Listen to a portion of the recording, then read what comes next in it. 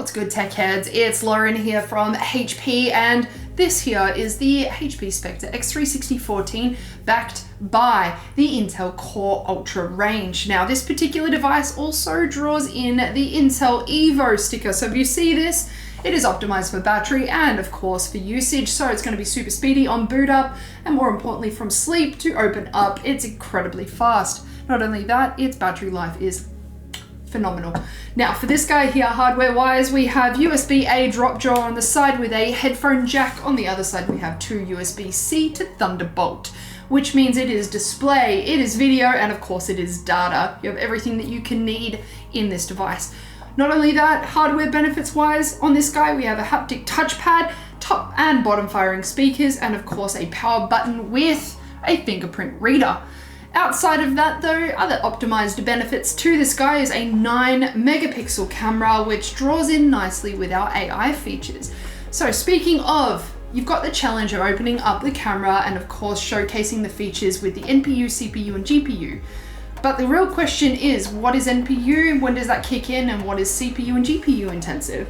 So opening up the camera and turning on Windows Studio effects, now that uses NPU, it is localized. So if we go to My HP here and open up video control, this will take you to all of the camera benefits that the HP Spectre has on offer. Now this is CPU and GPU intensive, so you're getting a lot of power out of this. But not only that, going a bit closer, you turn on auto frame rather than having the standard single click and turn it on. You've actually got multiple options, whether you want to be wide, portrait, or tight in terms of that auto framing. That is there for you.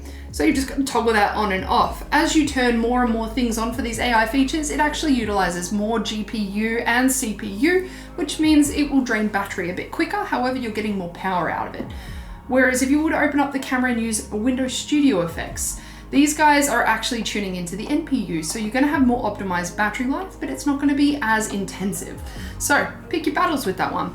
Opening this one up a little bit more, you've got system control, which takes you to HP SmartSense. Now HP SmartSense allows the PC to operate based on the needs of the user. So there is no single experience that is the same. It is tailored to how we use our device, which is fantastic. Now tying in all of the above, I think the biggest challenge with this guy here is really finding the best in-house experience that suits the needs of you. So with this one, you've got security features that you can switch on and off. These are all AI adapted. Again, if you don't want to use that, that's super fine. There's many different ways that you can make sure that this PC works for you. It just comes down to whether it's CPU, GPU, or NPU AI intensive. So for the Adobe Photoshop or Premiere Pro users out there, that's going to be CPU, GPU. Whereas maybe potentially CapCut, for instance, that can be NPU driven. So really just comes down to find the right product.